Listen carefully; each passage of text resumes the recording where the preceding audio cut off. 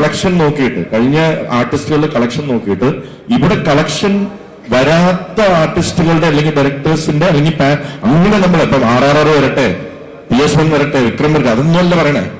പേര് പോലും അറിയാതെ അല്ലെങ്കിൽ ഇവിടെ ഒരു മാർക്കറ്റും ഇല്ലാത്ത നടന്മാരുടെ സിനിമകൾ എടുത്തുകൊണ്ട് വരുമ്പോൾ നമ്പർ ഓഫ് മൾട്ടിപ്ലക്സിൽ അല്ലെങ്കിൽ നമ്പർ ഓഫ് സ്ക്രീൻസ് കൊടുക്കുന്നതിന് ഒരു റെസ്ട്രിക്ഷൻ വേണം. മറാഠി സിനിമയും കന്നഡ സിനിമയൊക്കെ രക്ഷപ്പെട്ടത് ഇതുകൊണ്ട് മാത്രമാണ്. മറാഠി സിനിമകൾ കളിക്കാനായിട്ട് ബോംബെ തിയേറ്ററുകളിൽ സ്പെസിഫിക് പെർസെന്റേജ് ഉണ്ട്, ഇത്ര പെർസെന്റേജ് സിനിമകൾ കളിക്കണം. അതുകൊണ്ടാണ് മറാഠി സിനിമ നിലനിൽക്കുന്നത്. അപ്പൊ ഈ ഗ്രൂപ്പിൽ ഇത് ചർച്ച ചെയ്യപ്പെടുമ്പോൾ ഇത് ചർച്ച ചെയ്യപ്പെടേണ്ട കാര്യമാണ്.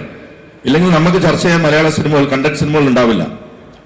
ഒരു 6 മാസം ഇത് എല്ലാവരും, എനിക്കറിയാം, എല്ലാ സൗത്ത് ഇന്ത്യൻ ആക്ടേഴ്സും മലയാളത്തിൽ അവിടെ നിൽക്കട്ടെ, തെലുങ്കും തമിഴും കന്നഡയിലുള്ള അല്ലെങ്കിൽ ഹിന്ദിയിലുള്ള എല്ലാവരും പാൻ ഇന്ത്യൻ ആക്ടേഴ്സ് ആവാൻ ശ്രമിച്ചുകൊണ്ടിരിക്കുകയാണ്.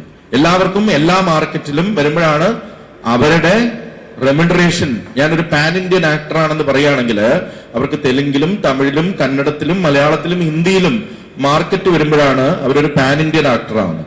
ആ പാൻ ഇന്ത്യൻ ആക്ടർ ആവാനുള്ള ശ്രമത്തിലാണ് സൗത്ത് ഇന്ത്യയിലെ എല്ലാ ആക്ടേഴ്സും. അതിന്റെ ഭാഗമായിട്ട് മലയാളത്തിലും അവർക്കൊരു മാർക്കറ്റ് വരാൻ വേണ്ടി ഇവിടെ അവര് തന്നെ, അതായത് ഇവിടെ 5ഓ 10ഓ സിനിമ പരാജയപ്പെട്ടാലും പ്രശ്നമില്ല, മുഖം പരിചയമുണ്ടാവണം, 10ാമത്തത് ചിലപ്പോൾ വർക്കാവും. അതുകൊണ്ട് നമുക്കുണ്ടാവുന്ന എന്താണ്, മലയാള സിനിമകള് ഒരു ആരും കയറാത്ത സീസണുകളിൽ 5ഉം 10ഉം സിനിമകള് ഒരുമിച്ച് റിലീസ് ചെയ്യുന്നു. 10 സിനിമകൾ റിലീസ് ചെയ്ത ആഴ്ചകളുണ്ട്. ആരും 9:40 രാത്രി 10:30 11 മണി, എന്നിട്ട് ഉച്ചയ്ക്ക് എന്നിട്ട് പറയുന്ന 3 ഷോ ഒന്നും 3നും ആളില്ലായിരുന്നു എന്നാ പറയണേ.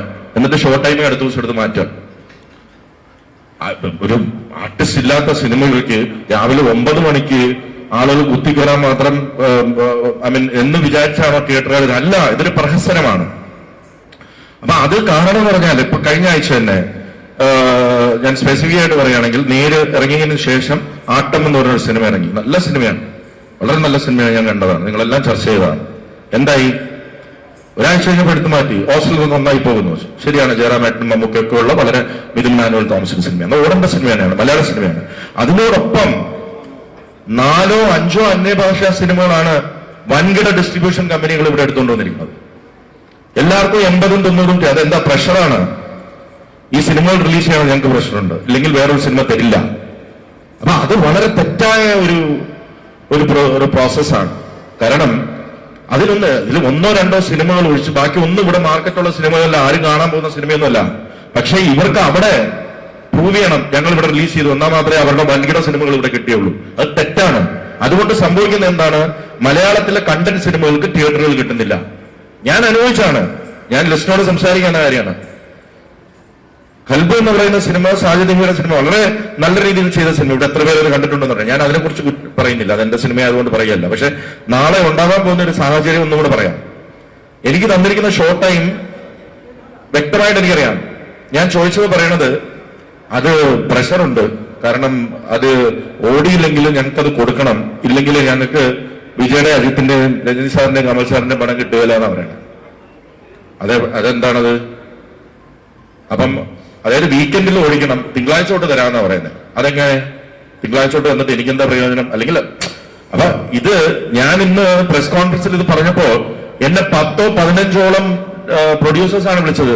സാർ, നിങ്ങൾക്കെങ്കിലും പറയാൻ തന്നെ, ഞങ്ങൾ അനുഭവിച്ചുകൊണ്ടിരിക്കുന്ന കാര്യമാണ് ഇത്. തിയേറ്റർ സംഘടനയായിട്ട് ഞാൻ റിക്വസ്റ്റ് ചെയ്യാണ് ലിസ്റ്റിനോട്, നിങ്ങൾ ഒരു അസോസിയേഷന്റെ തലപ്പത്തിരിക്കുന്ന ആളാണ്. അപ്പം അത് ഏറ്റവും സുപ്രധാനമായ അസോസിയേഷൻ. അപ്പം ഇതിലൊരു തീരുമാനം ഉണ്ടാക്കണം. മലയാള സിനിമ, കണ്ടന്റ് സിനിമകൾക്ക് ഒരു ഷോ എങ്കിലും നല്ല ടൈമിൽ, ജനങ്ങൾ കാണാൻ വരുന്ന ടൈമിൽ ഷോ തന്നില്ലെങ്കിൽ ഈ ചർച്ച നമ്മൾ എവിടെ? ആളില്ല എന്ന് പറയുന്നു. രാവിലെ 9 മണിക്കും 10 മണിക്കൊക്കെ കൊച്ചു നല്ല സിനിമകൾ കാണാൻ ആളെങ്ങനെ പോകും? അത് വിചാരിക്കുന്ന മണ്ടത്തരമാണ്, അതൊരു പ്രഹസനമാണ്. അപ്പൊ ആ പ്രഹസനം നിർത്തിയിട്ട് കൊള്ളാവുന്ന സിനിമകൾക്ക്, മലയാള സിനിമകൾക്ക് ഒരു ക്യാപ്പ് വെച്ചിട്ട് ആളുകൾക്ക് കയറുന്ന സമയത്ത്, അതായത് വൈകുന്നേരം 5 മണിക്കും 9 മണിക്കും ഇടയിൽ നല്ലൊരു ടൈമില് ഒരു ഷോ കൊടുക്കണം. മറ്റുള്ളവർക്ക് കൊടുത്തോളൂ, വേണ്ടാന്ന് പറയുന്നത്. എല്ലാ സിനിമകളും കാണട്ടെ, എല്ലാ ലാംഗ്വേജും. ഇന്ന് ഞാനൊരു പോസ്റ്റ് ഇട്ടപ്പോ അതിന്റെ അടിയിൽ ചർച്ചയ്ക്ക് നല്ല സിനിമകൾ ഓടട്ടെ, നല്ല സിനിമകൾ ഓടട്ടെന്നേ, ഇതും കൂടെ ചേർന്ന് ഓടട്ടെ. നമ്മളെല്ലാം നിലനിൽക്കുന്നത് മലയാള സിനിമ നിലനിൽക്കുന്നതുകൊണ്ടാണ്. മലയാള സിനിമയില്ലെങ്കിൽ ഈ കൂട്ടായ്മയില്ല, ഈ അസോസിയേഷനിലെ ഈ ചർച്ചയില്ല, ഒന്നുമില്ല.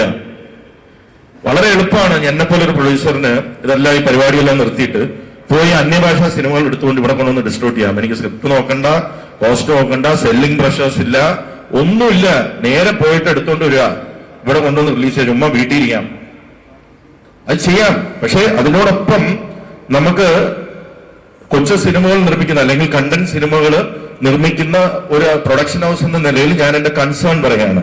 ഞാനും അടുത്ത ഇനി എന്ത് ചെയ്യുമെന്ന് ആലോചിക്കുക. ഞാനും വലിയ സിനിമകൾ ചെയ്യാൻ തന്നെ ഉദ്ദേശിക്കുന്നു, ആർട്ടിസ്റ്റ് സിനിമകൾ.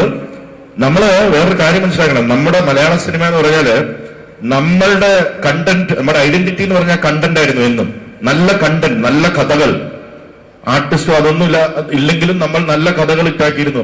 നമ്മൾ ചെയ്ത സിനിമകൾ 10 വർഷത്തിന് ശേഷം മറുഭാഷകളിൽ പോയിട്ട് ഹിറ്റായ ചരിത്രമുണ്ട് മലയാളത്തിന്.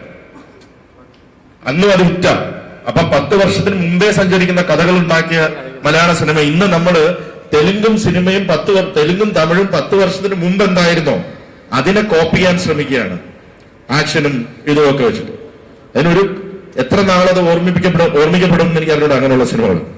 അപ്പൊ നമ്മൾ നല്ല കണ്ടന്റ് സിനിമ ചെയ്യാം. ഞാൻ ഈ കൂട്ടായ്മയോട് പറയാനുള്ളത്, അധികം ദീർഘിപ്പിക്കുന്നില്ല, ഈ കൂട്ടായ്മയോട് പറയാനുള്ളത് നല്ല സിനിമകളെ, മലയാള സിനിമകളെ പ്രോത്സാഹിപ്പിക്കുക. തമിഴ് സിനിമയും തെലുങ്ക് സിനിമയും ഒക്കെ ചർച്ച ചെയ്യപ്പെടുന്നതുകൊണ്ട് ഒരു പ്രശ്നവുമില്ല. പക്ഷേ മലയാള സിനിമയെ പ്രോത്സാഹിപ്പിക്കുന്ന രീതിയിൽ നിങ്ങൾ പ്രവർത്തിച്ചില്ലെങ്കിൽ നമ്മളെ ഇൻഡസ്ട്രിയുടെ ഭാഗമാണല്ലോ. ഈ ഇൻഡസ്ട്രി നിലനിന്നാലേ നമ്മൾ എല്ലാവരും ഉള്ളൂ. അതുകൊണ്ട് ചർച്ചകൾ മലയാള സിനിമയിലേക്ക് കുറച്ചും കൂടെ ആധികാരികമായിട്ട് ചർച്ച ചെയ്യണം. നല്ല സിനിമകളെ പ്രൊമോട്ട് ചെയ്യണം. കുറവുകൾ ഉണ്ടാവാം, നമുക്ക് മറ്റുള്ള ലാംഗ്വേജുകളെ പോലെ ആവാനാവില്ല. നമുക്ക് ബഡ്ജറ്റുകളും റെസ്ട്രിക്ഷൻസും ഒരുപാടുണ്ട്. അപ്പൊ അതിനെ വെച്ച് കമ്പയർ ചെയ്യരുത്. നമ്മളുടെ റെസ്ട്രിക്ഷൻസിന്റെ ഉള്ളിൽ നിന്നുണ്ട്. നമുക്കിപ്പം ഇവിടെ റിവ്യൂവേഴ്സ് എന്ന് പറഞ്ഞുള്ളവരെ ഒന്നും നമുക്ക് കൺട്രോൾ ചെയ്യാൻ പറ്റില്ല, എത്ര പറഞ്ഞാലും മനസ്സിലാവില്ല. അതുകൊണ്ട് അതിനെക്കുറിച്ച് ചർച്ച ചെയ്തിട്ട് കാര്യമില്ല. ഈ കൂട്ടായ്മകളാണ് ജെന്യൂൻ റിവ്യൂവേഴ്സ്, ജെന്യൂൻ. മറ്റത് അതൊരു തൊഴിലായി സ്വീകരിച്ചിരിക്കും. നമ്മൾ എന്ത് പറഞ്ഞിട്ടും കാര്യമില്ല, നമ്മൾ എന്ത് പറഞ്ഞിട്ടും കാര്യമില്ല. നല്ല സിനിമകൾ ഉണ്ടാക്കും എന്ന് പറയാൻ പറ്റുള്ളൂ. പക്ഷെ നമ്മൾ പെടുന്ന പാട്, എനിക്കറിയാം ഷെഫി എന്ത് പാടുപെട്ടാണ് ഈ പാട് ഇറക്കിയത്. എത്ര ഡിസ്കഷൻ അല്ലേ. അപ്പൊ അങ്ങനെയുള്ള ഒരു അവസ്ഥയാണ് ഇവിടെ. അപ്പം നമ്മള് ആകെ 52 ആഴ്ചയാണ് ഒരു വർഷം ഉള്ളത്. ഈ 52 ആഴ്ചയിൽ ഒരു പെക്യുലർ സ്റ്റേറ്റ് ആണ് നമ്മുടെ. മഴക്കാലമാണ് ഒരു 5 മാസം, പിന്നെ സ്കൂള്, പിന്നെ നോമ്പുകാലം, ഇതെല്ലാം കഴിഞ്ഞ് നമുക്ക് ആകെ കിട്ടുന്ന 32 ആഴ്ചയാണ്. ഈ 32 ആഴ്ചയിൽ വേണം അന്യഭാഷാ സിനിമകളും നമ്മുടെ സിനിമകളും വലിയ സിനിമകളും പാൻ ഇന്ത്യ സിനിമകളും എല്ലാം ഇറങ്ങാൻ. അതിന്റെ ഇടയ്ക്കൂടെയാണ് ഈ പണ്ട് 5 or 10 സിനിമകൾ, വലിയ അന്യഭാഷാ സിനിമകൾ വന്നിരുന്നെടുത്ത് ഇന്ന് 40 or 50 സിനിമകൾ ഇവിടെ വന്ന് തിയേറ്റർ എടുക്കുകയാണ്. അപ്പം കണ്ടന്റ് സിനിമകൾ ഇല്ലാതാവുന്ന ഒരു കാലം വരുന്നതിന് മുമ്പേ ഇതിനൊരു ആക്ഷൻ എടുക്കണം. ലിസ്റ്റിൻ ഞാൻ കൂടെ ചേർന്ന് തന്നെയാണ് പറഞ്ഞത്, സന്ദീപ് ഇതിനൊരു ചർച്ച നമുക്ക് ആവശ്യമാണ്. നിങ്ങൾ എല്ലാവരും അതിനെ സപ്പോർട്ട് ചെയ്യണം എന്ന് പറഞ്ഞുകൊണ്ട് ഒരു വലിയ പ്രശ്നമായി പോയെന്ന് തോന്നുന്നു. പക്ഷെ എനിക്ക് തോന്നുന്നു ഇത് ആവശ്യമായിരുന്നു. അതുകൊണ്ട് തന്നെ പറയാനുള്ളത് ഞാൻ പറഞ്ഞു. Thank you so much for calling.